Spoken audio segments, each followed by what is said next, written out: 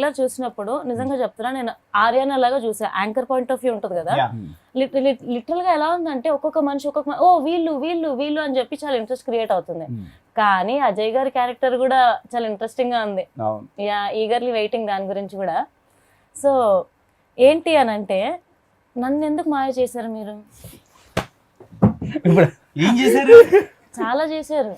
అంటే ఇప్పుడు ఆర్జీవీ తర్వాత ఎవరెడ్డి అంటావు. ఇప్పుడు ఏంటి ఏం చేశారని చెప్పడం ఇంత లాగ్ ఫస్ట్ 24 hours నాతోనే ఉంటారు, మేము కలిసి ఉంటాం, కలిసి తింటాం, కలిసి తిరుగుతూ ఉంటాం. అలాంటి నిన్నెందుకు మాయ చేస్తాడు? నన్ను మాయ చేస్తాడా? కాదేలి అదే మన ఇద్దరికి శాడిజం చూపిస్తాడు. అదే ఇప్పుడు మాయ చేశారు అంటే ఇప్పుడు సడన్ గా మనకి తెలియకుండా చేశారా చేయలేదా చెప్తాను. చేశారా చేయలేదా? చేశారు కదా. లైఫ్ లో అనుభవించు రాజా అనేది సినిమాకి సంబంధించిన ప్రొఫెషనల్ కి లైక్ యూనో వర్క్ సంబంధించిన కాకుండా పర్సనల్ లైఫ్ లో అనుభవించు రాజా ఎప్పుడు అనిపించింది మీకు? బీటెక్ ఫస్ట్ ఇయర్ ఎక్కువ రోజు వెళ్ళలేదు నేను కాలేజ్కి, 4-5 నెలలు వెళ్ళాను. బట్ ఆ 4-5 నెలలు బాగా చిల్లయ్యా. వాడు యాక్చువల్లీ నేను నిజంగా అనుభవించు రాజా అనే మూమెంట్ ఏంటంటే 1.5 year గ్యాప్ తీసుకున్నప్పుడు ట్రావెల్ చేశా కదా అప్పుడు. My అనుభవించు రాణి moment was when I was traveling to US for a month or so, and I went to Las Vegas. I was backpacking the entire country, and there I happened to be at the old Las Vegas Strip, where there were so many artists and strippers and dancers and so many things. So it was crazy. What did you were like?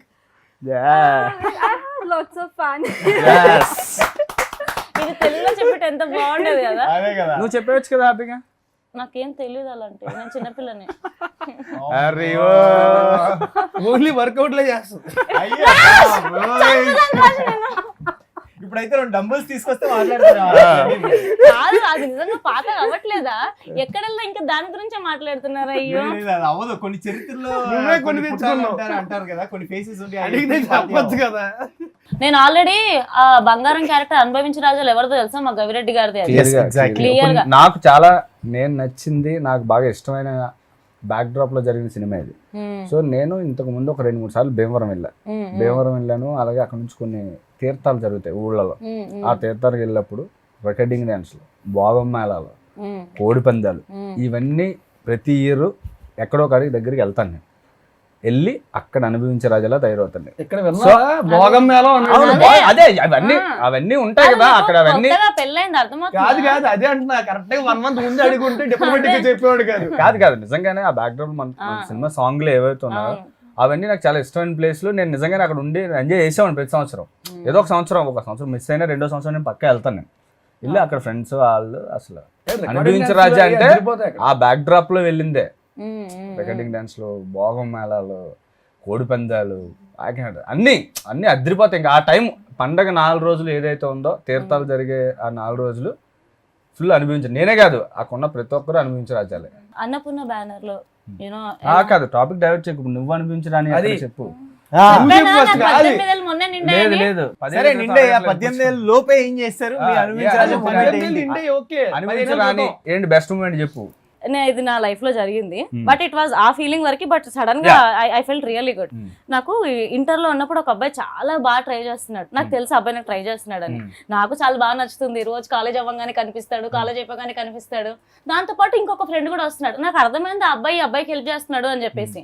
Last కి ఏమైపోయిందంటే ఆ అబ్బాయి propose చేసే టైంకి వీడొచ్చి propose చేసాడు నాకు. I was like, నా ఒక్కదాని కోసం ఇద్దరు పడిపోతున్నారా అవ్వా అనిపించింది నాకు. నిజం తెలుసా,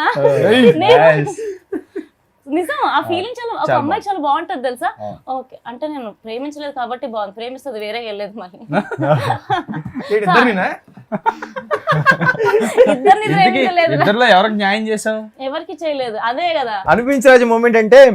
ఇండస్ట్రీకి వచ్చిన తర్వాత ఒకసారి నాకు ఇంటికి ఒక పోస్ట్ వచ్చింది, అడ్రస్ కనుక్కుని తీరా ఓపెన్ చేసి చూస్తే దాంట్లో ఒక అమ్మాయి ఇన్విటేషన్ లో ఒక అమ్మాయి ఫోటో, నా ఫోటో ఉంది.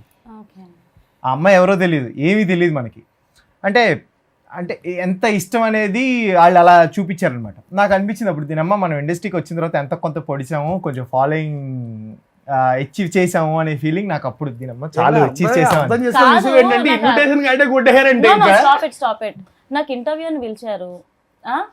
నన్ను క్వశ్చన్స్ వేస్తా అన్నారు, ఉమ్. అన్ని చెప్పారు, కంటెంట్ అడుగుతున్నాను, ఎవ్వరేం మాట్లాడరు, నవ్వుతూ కూర్చుంటారు. అమ్మో బాబాయ్. అబ్బా, సినిమాలో ఇలా కనుక మీరు చేసి ఉంటే కనుక టీజర్ లో ఇంకా ఎక్కువసేపు ఉండేవాడు. గవిరెడ్డి గారు నమ్మట్లేదు నన్ను. అయ్యా చ చ చ